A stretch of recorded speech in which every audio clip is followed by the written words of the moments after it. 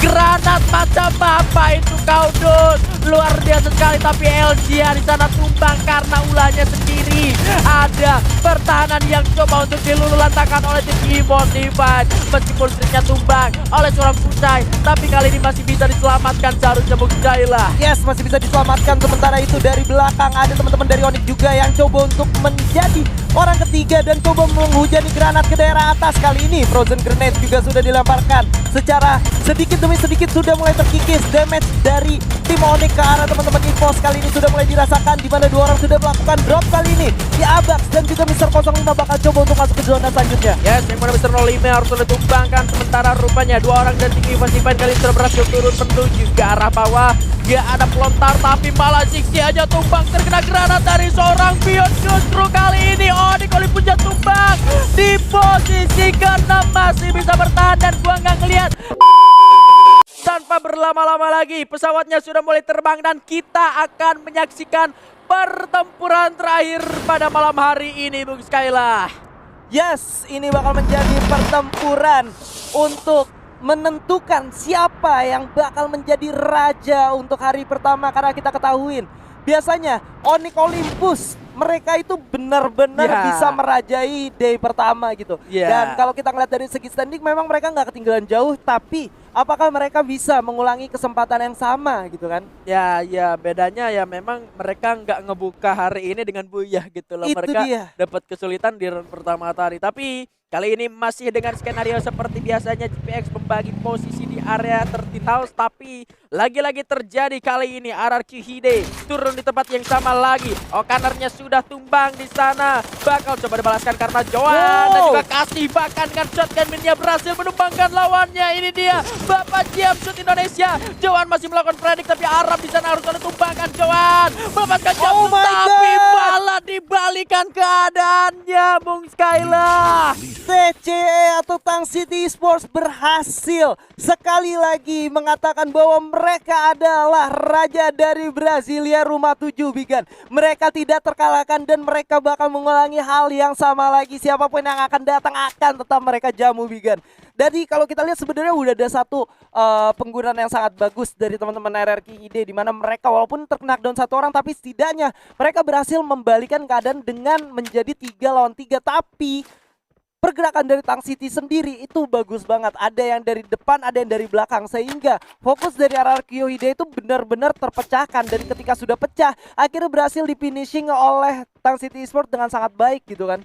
Iya itu dia. Tapi rupanya belum selesai karena gue ngeliat di sini ada bola yang berhasil ditumbangin sama salah satu player dari tim GPX yang mana posisinya juga dari tim GPX harusnya ini masih pada saling jauh-jauhan. Mereka cukup percaya diri dengan membagi lootingan mereka di rumah 13 ini cukup jauh juga. Karena emang tadi ada yang di area rumah pink yang di tempat tadi mereka rata sama Tang City. Ya. Ada yang di area tengah, nah area tengahnya juga ada yang di garasi. Di garasi, di rumah kuning bawahnya juga ada. Betul. Terus tadi yang paling bawah aku lihat sih di area lapangan bawah itu yang ada rumah labirin. Sebenarnya kalau ngomongin GPX yang dapetin ruang di daerah Brasilia tengah ini, menurut gua mereka punya resource yang banyak banget sih Pak harusnya. Pasti. Karena rumah 13 ini merupakan salah satu high tier lootingan yang memang dimana kalau lu drop di sana sendirian, ya resource lu dapetin sebanyak itu Pak. Nah justru yang kalau misalkan ngomongin Purgator yang sebelumnya, yang diuntungkan adalah tim dari Tang City. Karena lootingan yang diambil capek-capek sama tim GPX ini akhirnya ke drop juga untuk tim Tang City Esports. Ini yang seharusnya tidak terulang untuk GPX, tapi ini yang diharapkan terulang oleh Tang City Esports. Itu dia, tentunya ini menjadi satu catatan penting untuk GPX ya, dimana mereka udah mengetahui checkpoint kedua dari teman-teman Tang City itu ada di mana dan harusnya mereka lebih prepare lagi. Jangan sampai udah ngeluting rumah 13, namanya aja rumah 13 nih Pak. 13. Nah, sementara Tang City itu ngeluting di rumah 7. Berarti resource-nya banyakan yang mana, Pak? Jumlahnya aja udah banyakan 13 cuy. Itu dia, makanya jangan sampai terulang lagi gitu kan, berbahaya, kesian. Karena mereka nanti looting-looting panjang-panjang, banyak-banyak diambilnya sama orang gitu. Nah itu dia, dengan adanya apa ya, vending machine juga nemu koin rasanya di rumah 13 juga udah banyak banget. Betul. Kalau lu orang bisa beli glual sampai satu orang bisa dapat 6, belum lagi untuk glual yang dapat di lantai-lantai gitu yang di lootingan. Wah rasanya kayak satu orang punya 7 sampai 8 glual aja itu udah oke banget Udah ya, oke apalagi di banget. early, belum lagi farming glue wall pakai Mr. Wager, dan itu kalau misalkan lagi-lagi keambil sama tim lain, wah itu udah sayang banget. Kalau kita ngomongin soal Brasilia, dengan ketika lu berhasil dapatin semua lootingan yang ada di Brasilia, rasanya sayang banget kalau nggak masuk late game. Betul, rasanya sayang banget lu nggak masuk late game karena Brasilia seperti yang kita ketahui ya merupakan salah satu powerhouse juga, sama Ya. seperti Central, sama juga seperti Mod House. Walaupun Mod House mereka punya segudang lootingan tapi terbagi di beberapa daerah yang membutuhkan waktu yang lama untuk mengumpulkannya. Tapi setidaknya dengan ada Brasilia dengan high tier lootingan juga, ini menjadikan siapapun yang berani turun di sana mendapatkan resiko yang lebih besar. Nah, Di mana ada resource yang banyak, di situ bakal ada yang memperebutkan, Pak. nah itu dia. Tapi memang kalau misalkan kita bandingin Brasilia sama Mosta sama Central ya, enak sedikit lebih enaknya lagi di Brasilia karena memang persentase zona selanjutnya itu selalu nggak jauh-jauh juga dari arah Brasilia. Paling kalaupun misalkan keluar juga itu keluarnya dari zona ketiga ataupun zona keempat. Dan yang terpenting adalah banyak sekali yang namanya upgrading phase di daerah Brasilia, Pak. Update zone. Iya, ada tiga di mana lu bisa melakukan lootingan dan juga tentunya mengupgrade phase lu lebih kuat lagi. Jadi pada akhirnya lu bisa dapetin segudang resource dan phase yang udah siap untuk tempur banget, Pak. Nah itu dia, tempurnya udah tempur mode-mode late game banget kalau udah phase 4, phase putih gitu ya kan. Jadi wah ini rasanya sayang banget ya kalau misalkan di Brasilia udah cabut gitu ya. Iya ya. Dan apalagi yang depan kita lagi pada ngemil-ngemil juga, jadi seru juga gitu. Kita ngebawain acaranya jadi lebih panas lagi, Pak ya. Yo, itu dia. Waduh. Kita kepanasan juga pengen makan. Bung Skyla, kita move. Tadi gue sempat ngelihat juga pergerakan dari Tang City Esports. Ternyata mereka tidak ke rumah pink yang tadi di Purgatory sebelumnya. Justru mereka pindah ke area belakang dari rumah 7. Di sana ada rumah Tayo. Zona pinggiran juga ada di sana. Tapi mereka tetap melanjutkan sedikit lebih melipir keluar zona dan naik ke arah bukit dari fieldnya itu sendiri. Ada apa? Menurut Mungkin Bung Skyla? menurut gua adalah mereka ketahuin bahwa di daerah rumah Tayo itu pertama masih belum ada yang melakukan looting. Mereka bisa dapetin setidaknya beberapa medkit atau glual atau ammo yang mereka butuhkan. Dan ketika mereka udah dapatkan hal itu, mungkin mereka masih bisa ngelihat ada beberapa tim yang masih ada di luar zona. Let's say kali ini ada EVOS nih, mereka bisa deteksi hal tersebut dan akhirnya mereka coba untuk menjadi orang yang menahan pergerakan tim EVOS untuk masuk ke dalam zona selanjutnya.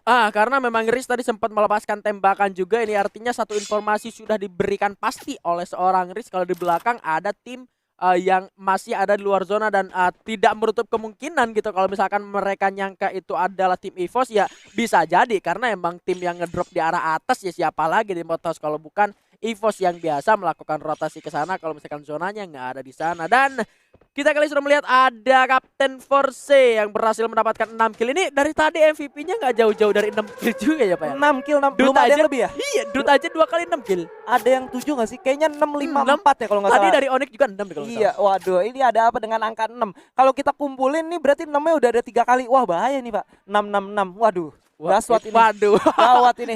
Waduh, apakah ini Menang konspirasi? Waduh, banyak juga ya. Tapi kalau kita lihat kali ini ya, justru dari MPX sendiri dengan 1 poin eliminasi mereka bakal bermain lebih sabar dan mereka nggak terlalu jauh dari zona selanjutnya, Pak. Yes, tapi ngomong-ngomong yang sabar kali ini ada yang udah nggak sabaran karena Dut baru juga lewat gitu mobilnya. Dia udah turun, udah nembak aja, tapi Koja berhasil merupakan Notzi yang tidak terlihat tapi emang kelihatan. Thanos juga berhasil merupakan teammate dan rupanya tim Galaxio ini terjepit posisinya oleh 2 tim yang berbeda. Ada yang terbegal di jalan oleh tim Echo, ada yang ketembak dari kejauhan sama anak-anak dari Ses Alpha Inc yang memang mereka selalu bermain-main di area map bawah. Tapi EVOS Divine rupanya tak terduga turun di area pertahanan dari tim MPX arah Force. Di sana sang kapten ditumbangkan oleh kapten juga. Abaxnya sempat ditumbangkan tapi kali di Beyond. Boom! Di arah lain Galaxionya harus sudah tumbang. Abaxnya juga tumbang bersama dengan Madora Prime. Dieliminasi di posisi ke-10. Lu lihat gimana penggunaan shotgun booster atau shotgun charger yang bisa kita lihat dengan sangat maksimal itu udah ditunjukin sama teman-teman dari EVOS, Pak. Dimana seorang Beyond itu ketika sudah mengetahui bahwa di depannya ada Chrono yang udah di pop out, dia coba nahan dulu sampai ketika moncong senjata udah masuk di dalam yang namanya Chrono itu baru dilepasin sampai musuhnya juga bingung. Anjrit harus kayak gimana nih? Gitu kan? Ya berarti memang kita nemuin lagi satu pembelajaran kalau misalkan ketika ada orang yang bertahan di dalam Chrono itu nggak selalu melulu harus pakai skite gitu. Betul. Supaya masuk langsung gebuk-gebuk darah dalam. Kayak lu sebelum masuk ke Chrono musuh lu udah nahan si charge boosternya ini dan pas Betul. moncongnya udah masuk tinggal lepasin aja kan? Iya, dan itu tadi Bion akhirnya berhasil mendapatkan 1 poin eliminasi dan ngebantu teman-temannya untuk mendapatkan satu hal yang lebih mudah. Dan kalau lu lihat ketika tadi Mister 05 tidak menjadi orang pertama yang membuka serangan, justru dia lebih menjadi mematikan gak sih Gan? Ya. Karena dia benar-benar menjadi orang yang tidak terdeteksi pergerakannya dan sangat lincah. Ketika tadi Abaxnya menjadi pembuka jalan, lu bisa lihat duel Mister 05 akhirnya dia bisa melakukan pergerakan yang cukup cepat dari belakang sampai ke depan dan bisa menumbangkan 2 orang sekaligus, Gan. Ya, lincahnya tuh benar-benar kayak apa ya, rasanya gua ngeliat Mister 05 tuh lepas dari apa ya, lepas Kandang. dari teman-temannya, ya lepas Dari dari kandang. Lu mau ngelihat ke arah depan ya udah lu jumpsuit depan, ngelihat ke belakang ya udah lu tembak belakang, apapun yang dia lihat di depannya selama itu masih bisa ditarget dan ditembak ya udah hajar aja. Itu kayaknya karakteristik dari Mister 05 ini udah mulai keluar lagi. Udah mulai keluar lagi dan kalau gua ngelihat tadi juga dari Iko itu menggunakan satu apa ya, rotasi yang menurut gua ngeri juga, bukan rotasi sih, lebih ke keputusan ya. Lu bisa lihat gimana tadi mereka turun di jembatan, tengah-tengah jembatan, Buset. Pak. Di tengah-tengah jembatan yang lu nggak tahu nih di belakang lu ada musuh enggak, di depan lu ada musuh apa enggak gitu kan. Sampai akhirnya dia nembakin tapi berbuah dengan sangat manis gitu. Udah dapat sekitar 2 poin eliminasi ya. Oke lah, dengan hanya sekedar turun dari jembatan gitu ngebegal orang dapat 2 dan itu pun dia masih bisa lanjutin lagi berjalan buat masuk ke dalam zona selanjutnya. Di last update barusan zona gua ngeliat Eko Esport ada benar-benar di arah tengah. Dan karena ini pertempuran sudah tidak bisa dihindari lagi karena Ses Alpha Inc benar-benar ingin bertamu menuju ke arah tim dari Landa Kuning. Thanos sayang sekali harus jadi orang pertama ditumbangkan karena ada Dudes lagi rupanya